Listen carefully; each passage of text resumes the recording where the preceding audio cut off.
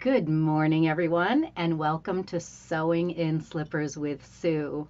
Today we are getting ready for our demo days here at Sue Pellin Designs, and I am excited to be presenting demo days at 4 p.m. Eastern Time today. So if you are interested in learning how to applique the easy way, I want you to sign up for demo days, and you can do that right at the top of my website. So I'm Sue Pellin, and I love to applique.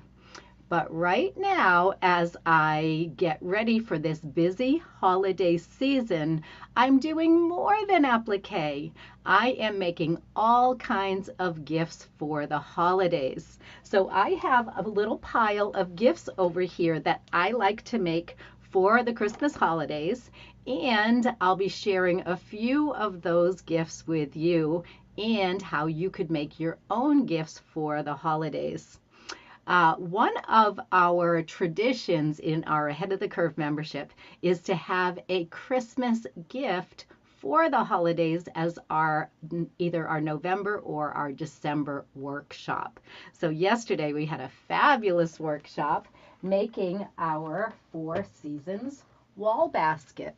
So this is the gift we decided that this year would be our focus for our Ahead of the Curve membership. So yesterday we got together and made this beautiful little wall pocket that can hang on the wall. It can hang on a doorknob. It could hang just about anywhere, even on your front door. And there are seasonal decorations that we're adding to the wall basket. So I had mentioned that these seasonal decorations would make great Christmas ornaments. And next year, for our tree festival, that's for charity, I always work on a tree festival with my coworker Penny, and we put together a tree festival for the community, and we raise money for the Alzheimer's Association. So next year, I think I may just make a tree that has all types of decorations like this. And today I want to dive into making one of these decorations, something different that I made for the class yesterday, to just extend this wall basket for one more season. So let's talk about what else we can do to decorate our wall basket. Then I want to show you a friend of mine makes this adorable pattern for mittens made out of old sweaters. So I want to show you how to find your very own pattern for the mittens that Sherry Noel makes, and she has the mitten pattern on her website, and that is Rebecca May Design. So I want to show you a little bit about making those mittens. And then another thing that you can do is you can use your sewing skills to monogram. So whether you're doing monogrammed towels or dish towels or stockings like I have here, this one was made for my niece Megan, and it's very easy to monogram the top of your stockings, your terry cloth towels, anything where you want to put a monogram on, maybe a blanket that you just buy, a standard old blanket from the store. You can monogram that blanket, and you can do that with your regular zigzag sewing machine. So today I want to show you how to monogram some gift items. And the last thing is, I know that you all want to wrap up your presents in a beautiful way. I'll show you where to get your free instructions for our Christmas gift boxes. Of course, depending on the fabrics you use, these boxes can be used all year long. Put a pretty red ribbon on this and it's a Christmas box. Put any other color ribbon on it and you can use this for birthdays, Valentine's Day, or any other day. These reusable gift boxes fold flat for storage, so you can stack them up, pile them in your wrapping paper box, and then just pop them together, and that is the perfect size for a pair of these mittens. And doesn't that match beautifully? I'd love to put these mittens in here, but these are my mittens. I wear these all winter long, and they are the warmest things you're ever gonna find. So let's get started on a little bit of gift making. So what I want you to think about is Well, good morning, everybody. Did I do my spool tree this year? Yes, I did. Good morning from Gray, Mississauga. I don't have my camera down here, but I'm going to share pictures of the Trees for Hope Festival. I'll share those photos online on our Facebook group, on my Sue Pellin Designs Facebook page, because the spool tree came out just adorable, and somebody from Connecticut won that tree, drove all the way back up here to Massachusetts to pick it up on Sunday afternoon, and was giving it to her daughter to use in her bedroom. So she must be a sewer too. Good morning, Darlene. So nice to see you. I see Elaine is here. Please put your either your location or your name so I know who you are out there in the audience today. Another thing that we're going to talk about today is our special gift giving promotion that starts today during demo days. Now, I want you to come to demo days to find out all of the details, but let me tell you, it's going to be gifts galore. With my Leaves Galore and my Hearts and More templates, we're going to make some of the gifts that we're going to talk about today. But if you want to get your own set of Leaves Galore and Hearts and More tools, our bundles are currently on sale. And in addition, with your purchase of $50, $100, or $150 worth of gifts from my website, or any products from the website, you're going to get gifts for yourself.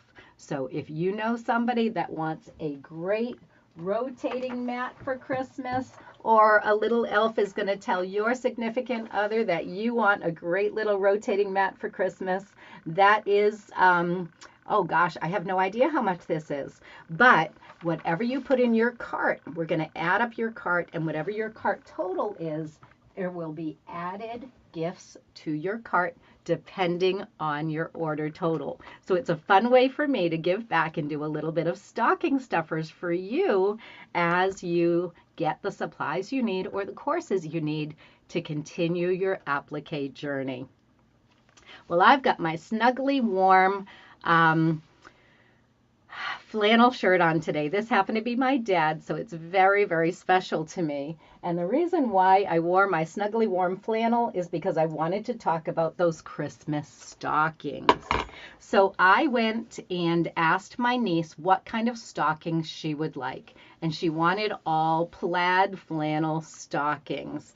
But I wanted to elevate them a bit and not just make a plain old plaid flannel stocking. So I grabbed some flannel for the back, and it's just any color will do because the inside of the stocking is not going to show.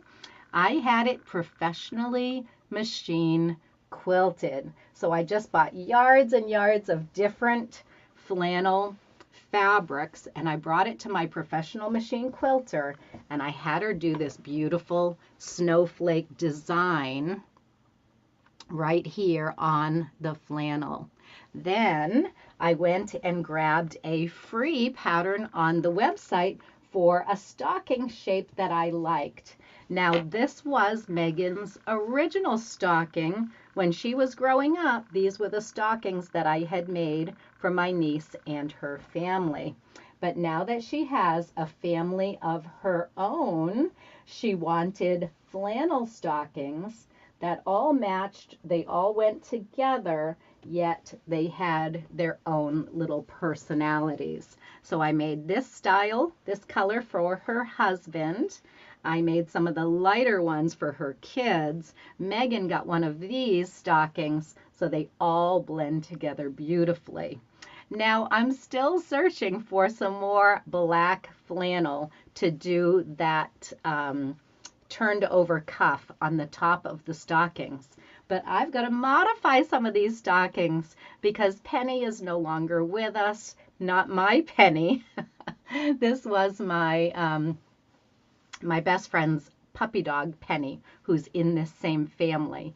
And Penny is no longer with us, so I need to remake this stocking for the latest addition to the family. And we're going to get I'm sorry, I'm going to say Maggie, but that's the other dog. That's not her newest dog. We're going to get her newest dog a stocking of her own. So I need to redo the tops to some of these stockings.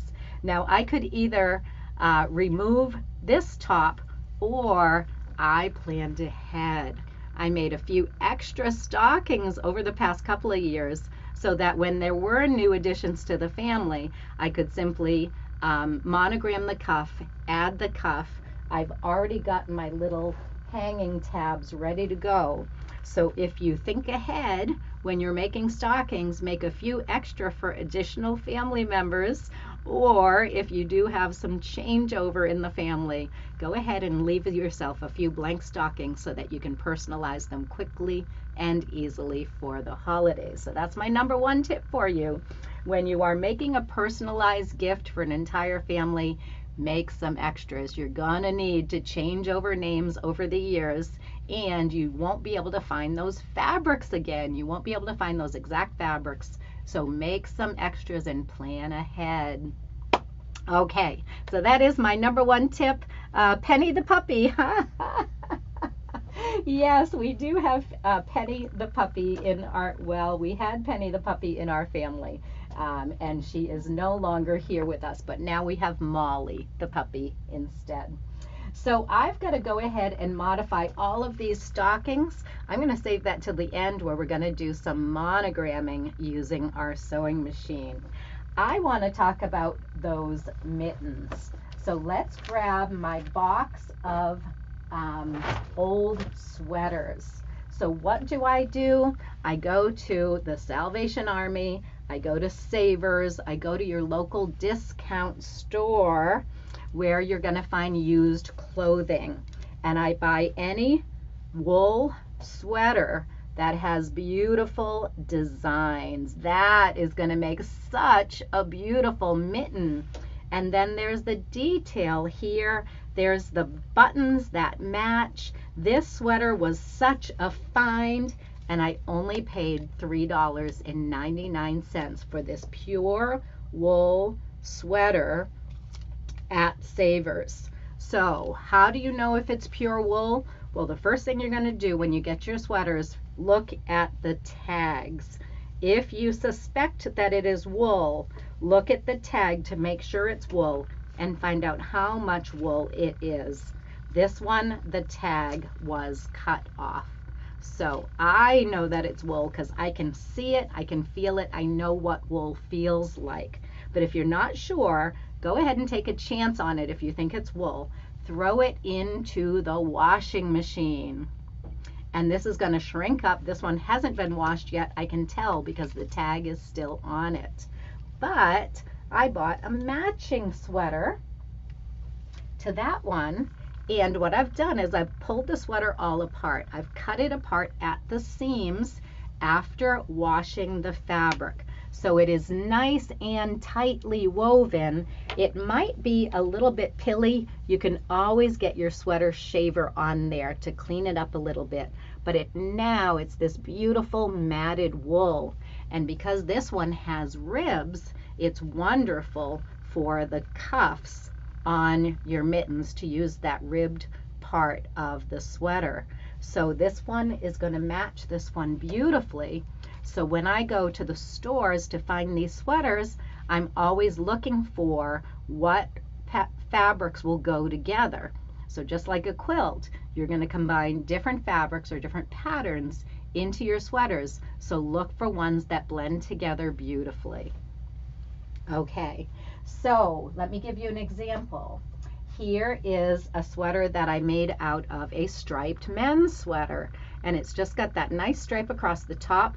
I couldn't find any matching sweaters, so I used a different part of the sweater for these two pieces, and I used the rib band from the waistband of the sweater or from the armbands of the sweater to add as the cuff. Now you can see it's just easily sewn together on your sewing machine. Just turn down that cuff, add a button so it doesn't come back up again, and you don't even have to finish the inside of that sweater mitten. Now the inside of the mitten is all finished with a second mitten slipped inside. So you make one mitten from your sweater material, you make a second mitten from nice warm fleece, and you put it all together with an outside seam, so it's super easy. Cover over that seam with the cuff and add a button and you're good to go. These mittens are so warm. When I go out for a winter hike with my husband, they're often too warm, and about halfway through the hike I am pulling these off and putting them in my pockets. So these are the warmest mittens you're ever going to have, and they're all made from recycled materials. So I want to show you my mitten box. Let me pull it out over here. I just pulled it out of the closet.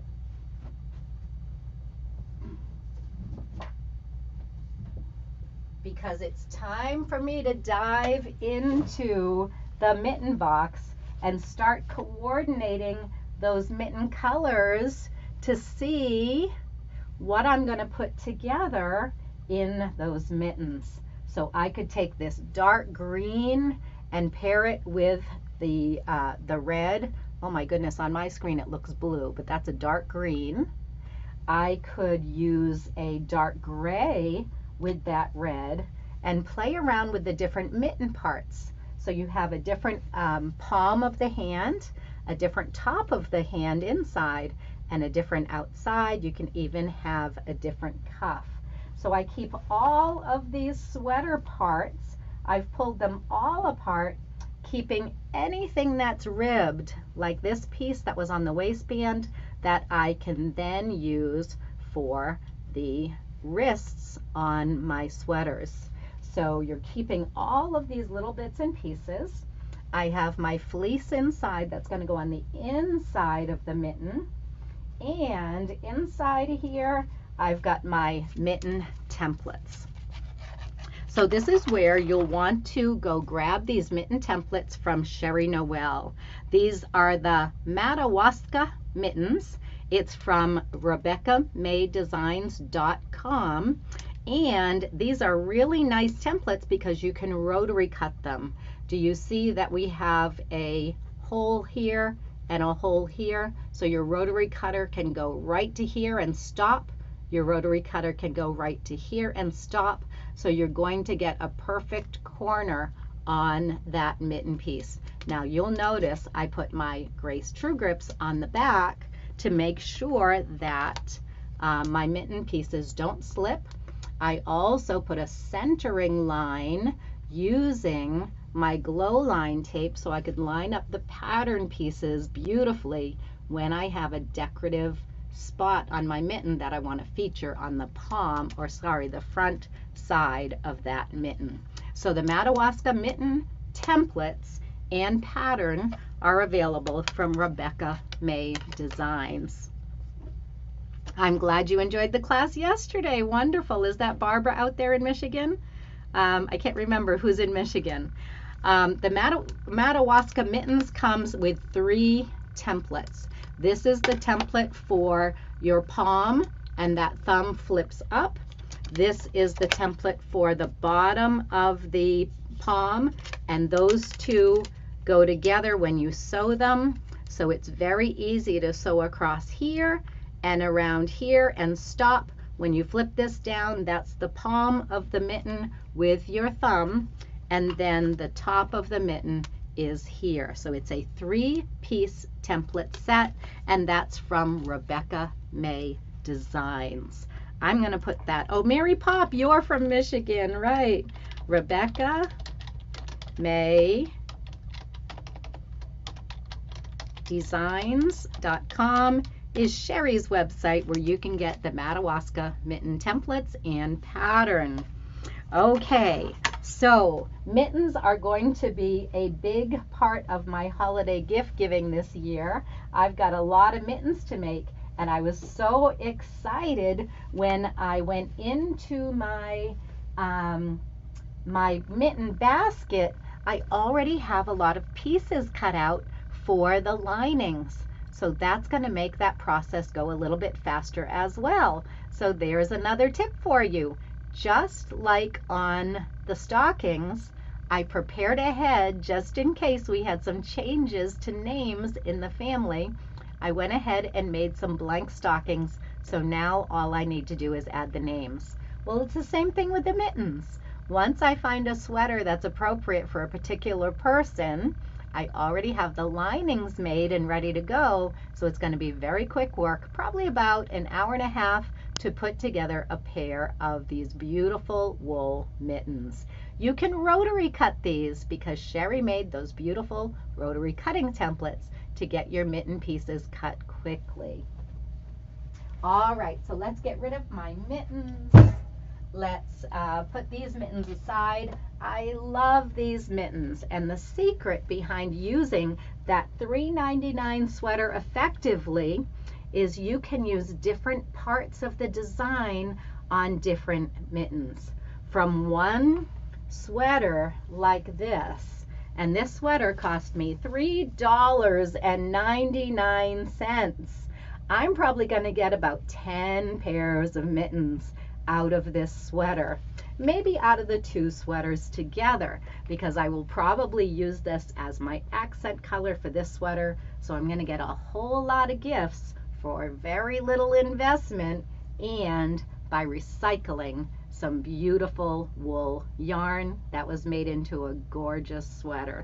So let me get rid of my mittens here, put those back in my mitten pile, and let's get right down to making some additional decorations for our Four Seasons wall basket.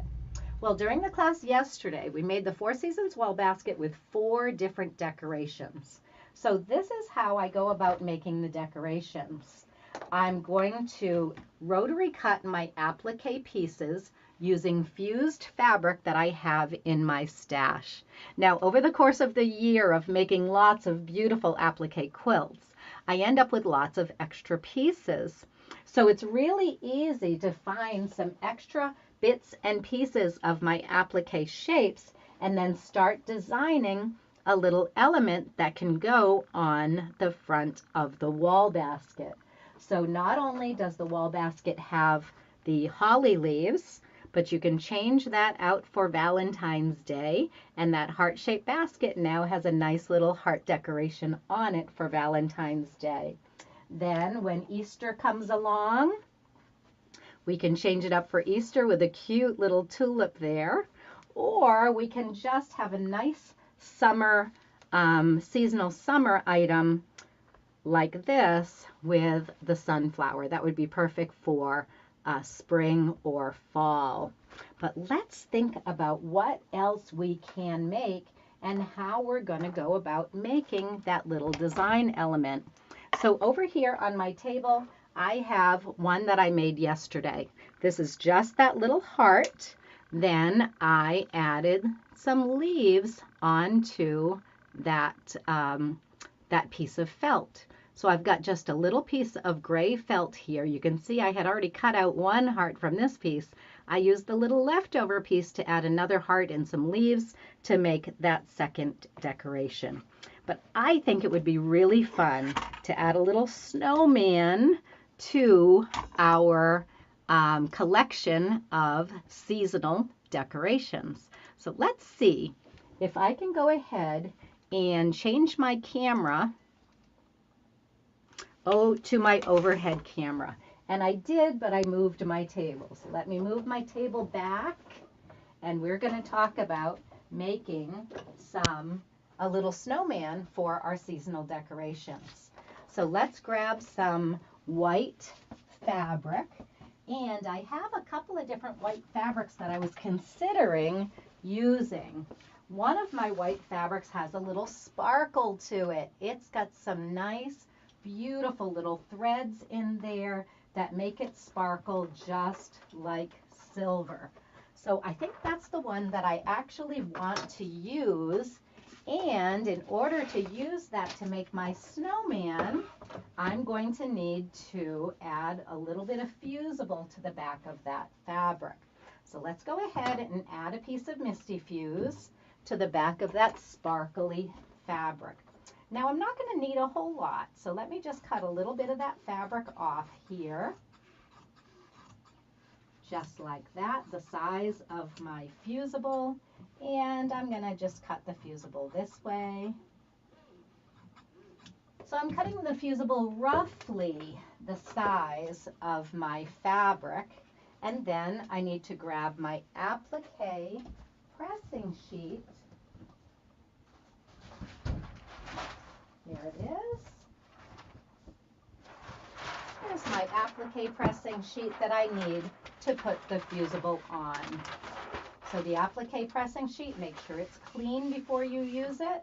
Put your fusible on top of your fabric or on the back side of your fabric. So I have my fabric pretty side down, the fusible on the back.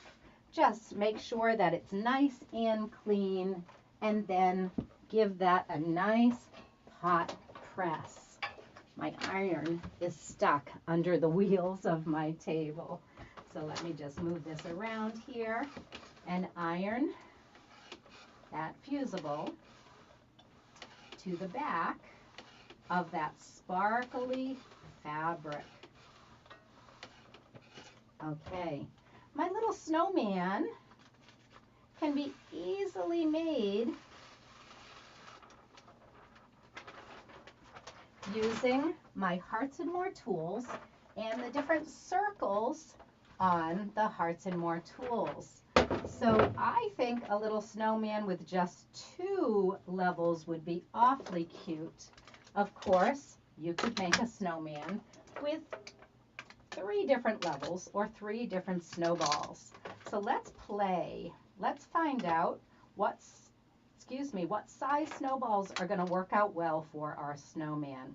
Now this metallic fabric is so adorable, but one of the problems with using a metallic thread fabric like this is that it does tend to fray. So as soon as you get these cut, you want to get them ironed down and you want to get them fused onto your background.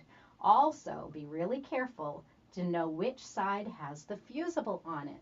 When you're using a metallic fabric, you can't really see the shine of the fusible. So you'll really want to go by that stickiness. And I'm cutting mine while it's still warm, so I can tell the sticky side right there is the side with the Misty Fuse. You may just want to mark the Misty Fuse side with a little M, because on this shiny fabric, it's really hard to tell which side has the Misty Fuse. So I just started off with template B, 2.5 inches.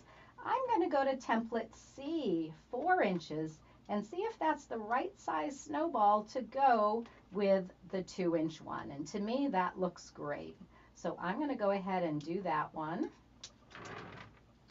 Now, if I wanted to make a little squat snowman, I may just want a 5-inch base for his body, but that's certainly going to be too big for our wall basket. So we're going to just stick around with these smaller shapes, and I think I'll make one more. Let's try a 3-inch. Maybe we need one that's a little bit bigger between the 2 and the 4. Now, those of you that took the Winter Serenity wall quilt class, those were people in our gold and platinum level membership that had the chance of doing the Snowy Serenity class. You've made a snowman with Janie already, and it may be just a little bit different from mine. Well, this certainly is going to be too big for our wall baskets. Our wall baskets are pretty small, so I know that this decoration is going to be too big for our wall basket. So let me go one step smaller on the head of that snowman. I think I've got just enough room here to go even one step smaller. And let's see if we can make a nice squat little snowman.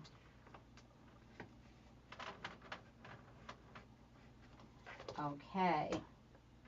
So we really could have some fun here. We could make a snowman with 2 levels, with 3 levels, or even 4. I can picture his little arms coming up from here, maybe a few buttons on his tummy, and a nice little face on that snowman. Now, of course, when we taught the Snowy Serenity class, we went ahead and grabbed some of these buttons, and instead of you grabbing a bag full of carrot noses, we put 4 different noses into a little kit for our snowmen, along with some of the buttons. But because our snowman for Snowy Serenity was so small, we didn't use these great big buttons. So I've got a whole bunch of these great big buttons left over for the carrot nose, and I think that size carrot nose on this size snowman is just about perfect. Now we could also go one step smaller, make a smaller snowman this way, and go with one of these smaller carrot noses that are in the kit. So if you didn't get your kit for Snowy Serenity, we still have kits out there with everything that you need to embellish your little snowman, including a little pom-pom for his hat. So if we have our snowman with this tiny little head right here, we can also create a little hat for our snowman using that same tool. Now, I don't have any sweater fabric that would match this little pom-pom, but I think it would be awfully cute to use some sweater fabric for the hat on that little guy. So you could certainly take a little piece of this sweater, gather it up on top, add a little pom-pom for his hat, and you could make a really cute little hat for our snowman just out of some of this sweater fabric. Let's go ahead and do it down here. Add a little pom-pom for the top, and there you go. Your snowman could have a great little stocking cap. Now I know that when Janie taught this class, she showed you how to make a little hat with a brim on it, and that was super cute with that little hat and his mittens that you made during the Snowy Serenity class. So there you have it. We are going to have a snowman in no time by just adding as many snowballs, one on top of the other, as you would like to have, and then adding some little elements like buttons or a carrot nose for your snowman. Okay, I did promise you that I would give you the location of where to go to find this box pattern. The box pattern is a free pattern on my website. So I'm going to go ahead and show you where you can find this box pattern, because you're going to want to get making these boxes in time for the holidays. As I said, I store them flat, and when I'm ready to use them, I just pop them out like this, tie a ribbon around them, and they make wonderful little boxes. Now you can even make your boxes out of paper, but for this project, what we're going to use is some of the stiff stuff 2. The stiff stuff is what we put inside our projects in order to keep everything nice and stiff, and that's what we used for our basket project as well. So you can find the stiff stuff 2 right there on my website. Now don't forget, you can also make this same pattern out of paper. So I used decorative, the real heavy decorative paper that you get at the scrapbooking store.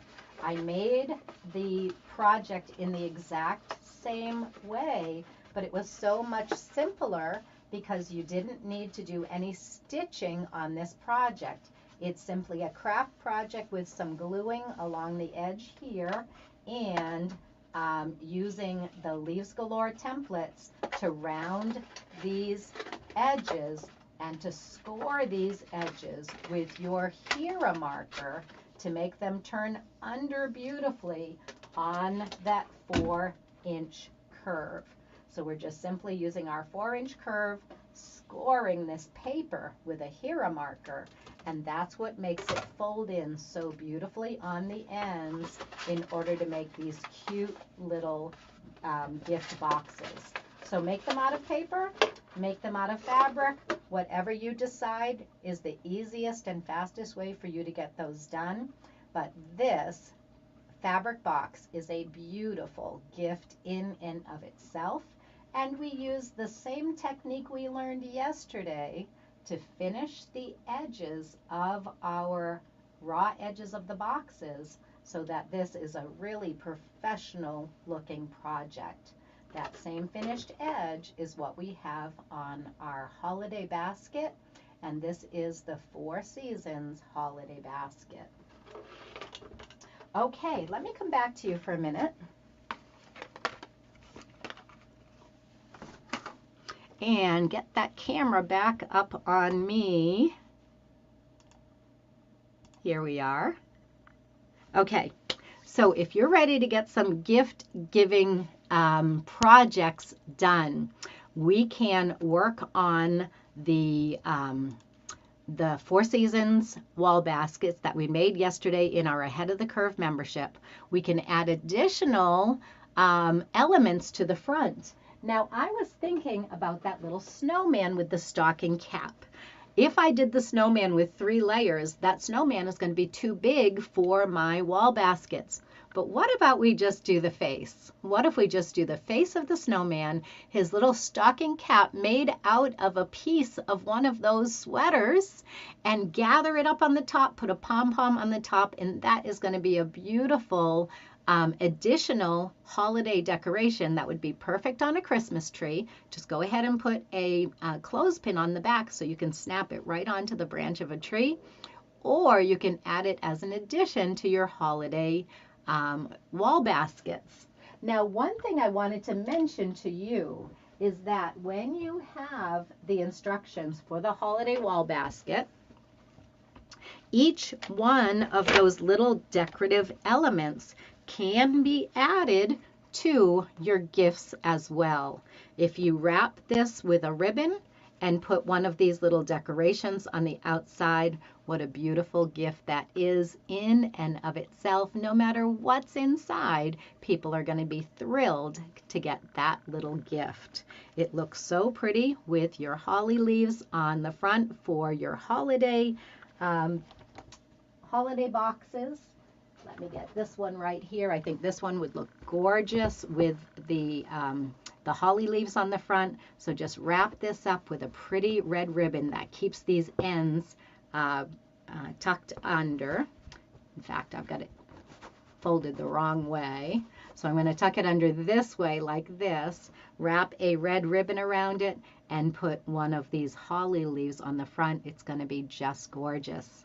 Now you can absolutely use that monogramming technique so we can add a name to that little gift tag that's going to go on your box. You could even monogram your box before you do the final step of gluing it together over here. So let's get to monogramming, and I'm going to, because I don't have the felt ready, the flannel ready for the top of that stocking, I'm just going to use some pieces of felt to practice my monogramming. You can clip the holly leaf to their tree. Absolutely. That's why it's such a nice little gift, because it's a gift that keeps on giving. They can reuse it. They can regift it. They can regift those beautiful boxes, or they can use those decorations as decorations for their tree. So let's get to monogramming. I'm going to put my camera down on my sewing machine. First of all, let me move it over to the sewing machine because I was way off over here. After having taught this class yesterday, I finished up some sewing, so I moved my camera, and it wasn't quite positioned just yet, but now it is. So let's go ahead and change that camera to the one that's on my sewing machine. And I want to show you how I'm going to set up for monogramming. So monogramming is going to be very similar to free motion quilting. So whatever foot you are using for free motion quilting, you have to double check to make sure that you can do a zigzag stitch with that same foot. So let me just test this out here, and I can do a nice big zigzag with this hopping foot that I have on my machine.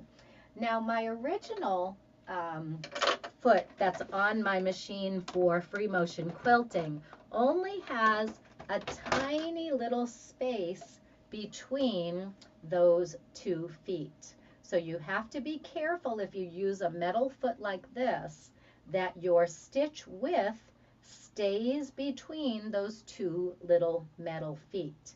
So I swapped this foot out for the plastic foot because it has a much wider space here, so I can make my zigzag even wider.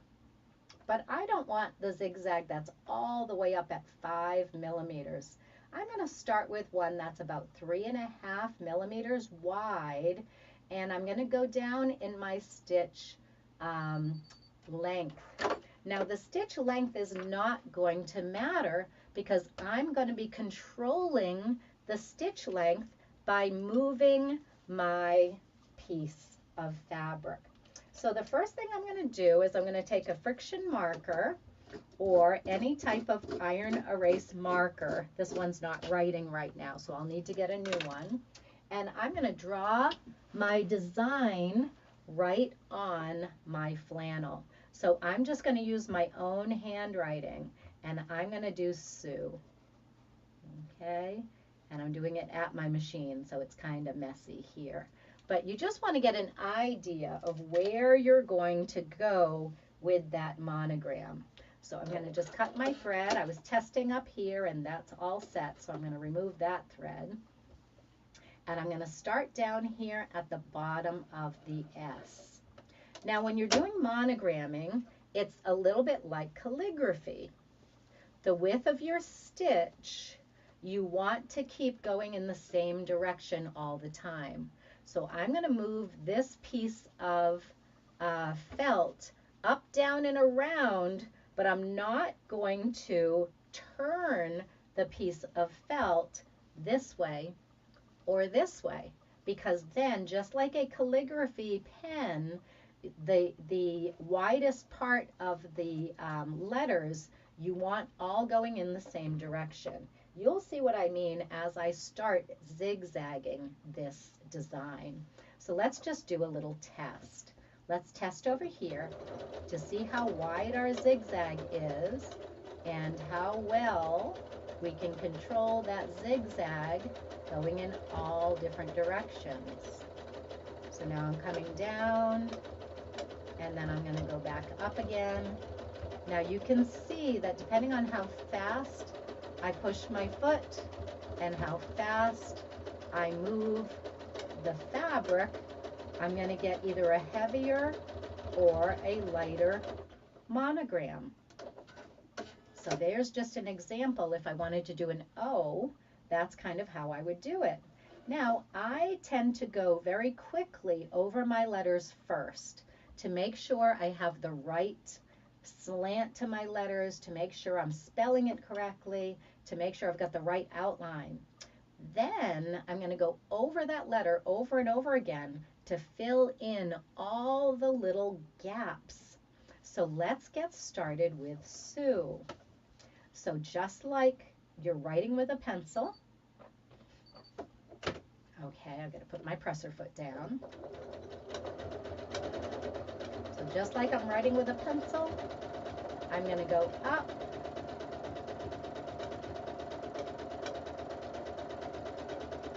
up and around, and back down again.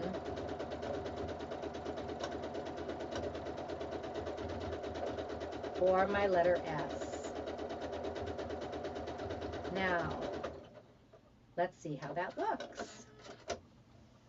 It looks pretty good. So now that I'm happy with the outline, I can go over and over this again to get all those little spaces filled in. But I'm not going to do that yet. I'm going to start with the U. So I'm going to start up top here a little bit. Keep forgetting to put my foot down there. I'm going to start here, and just go down and around.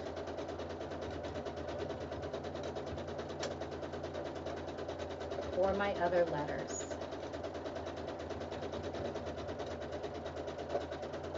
Okay. Again, it's not looking too badly. Let's take a little peek down this way so you can see it a little bit better. Sorry about moving that camera on you, but I just want you to be able to see that really well. So you can see there's a lot of gaps, and I might have brought the E and the U up a little high, so this part of the U is a little bit low. Well, I could pull out a few stitches and adjust that, but I'm just on a practice piece right here. So I'm just going to practice that S-U-E again, and this time I'm going to do it in reverse. So I'm clipping off my beginning threads, and you can see the thickness of the stitch happens when I'm going straight up and down. When I'm moving my fabric across, that stitch gets very thin. So that's how you get the look of calligraphy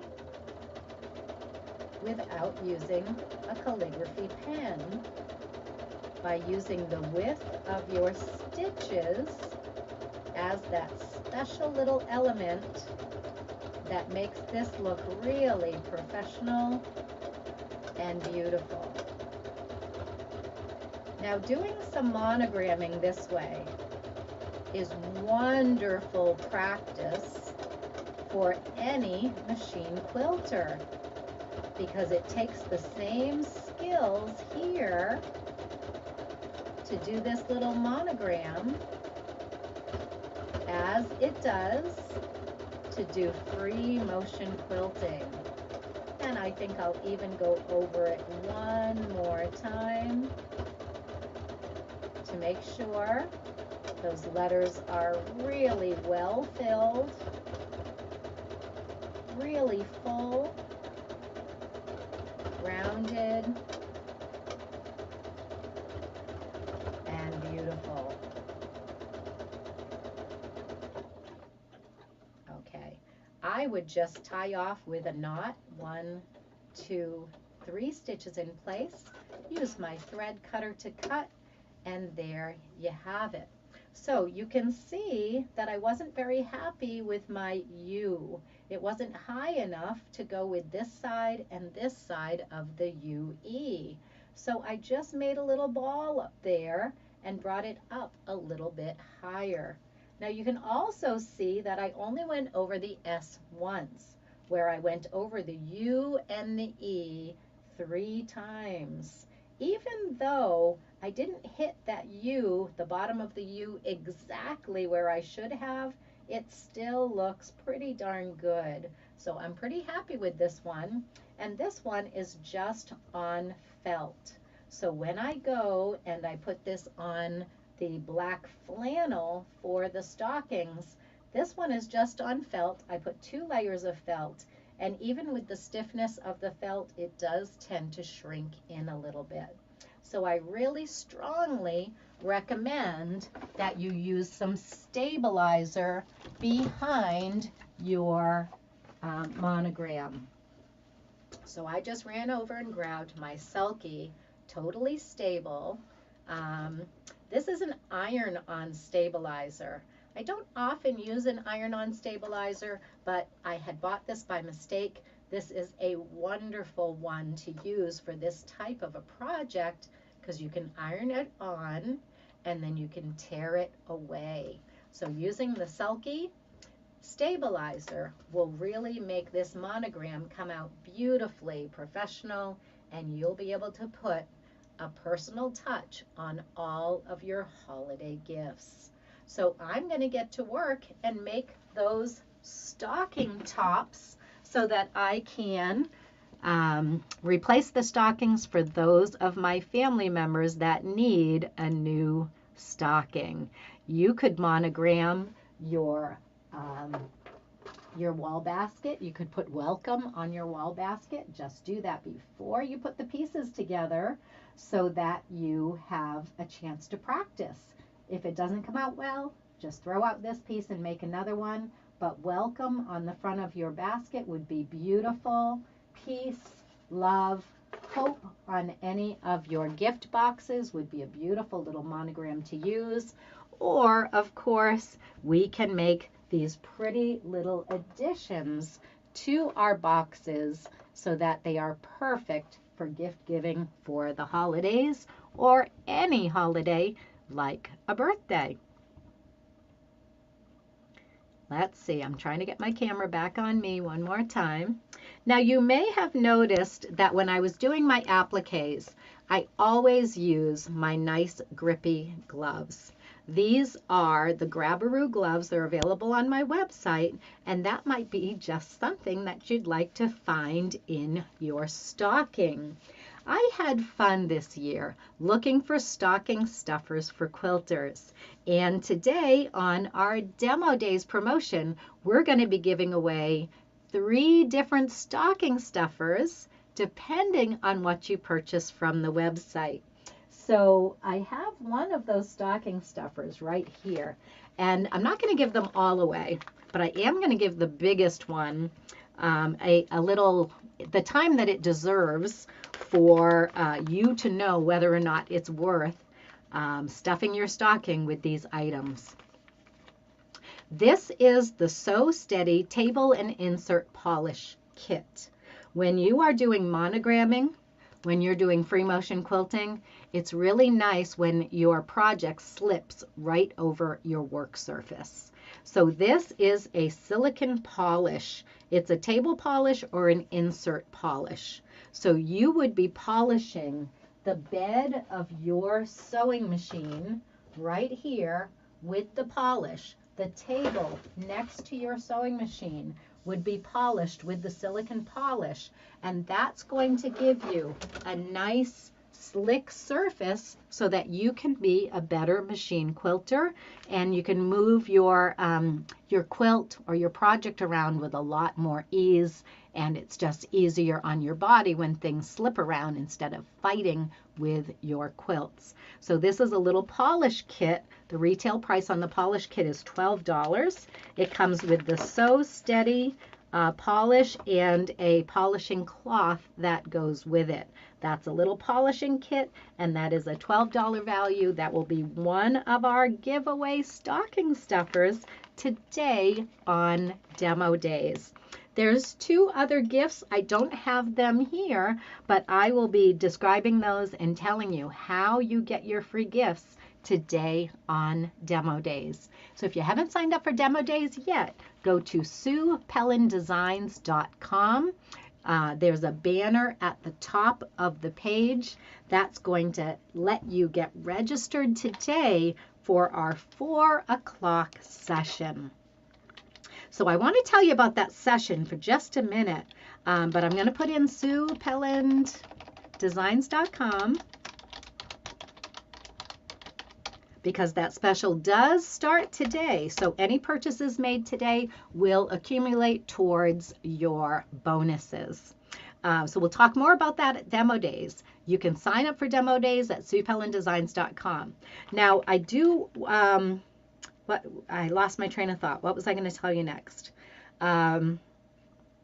Oh, I don't know, but we do have that promotion going on starting today. There's lots of little things that you might want to stuff your stocking. Do you remember a few weeks back I sent you a quilter's letter to Santa? If you want to fill out that quilter's letter to Santa, I'm going to put that on my Facebook page as a file. So I will upload that quilter's letter to Santa. If you want to leave that so somebody special can find it for you, and go ahead and order some items that you'd like to find under your Christmas tree. Maybe that rotating mat, maybe one of our lamps that has the magnifying glass and the lamp. We have both the 7-inch lamp that I'm using and the 5-inch lamp that is a floor standing lamp. Those are special orders, but we can get you those to get them under your tree and to you for the holidays. So if you have anybody that doesn't know what you would like for Christmas, that Quilter's Letter to Santa is a great way to give them the hint. And if they purchase this week before Sunday, we'll be adding those stocking stuffers to your bag as well. Well, I hope you'll join me for demo days for applique today.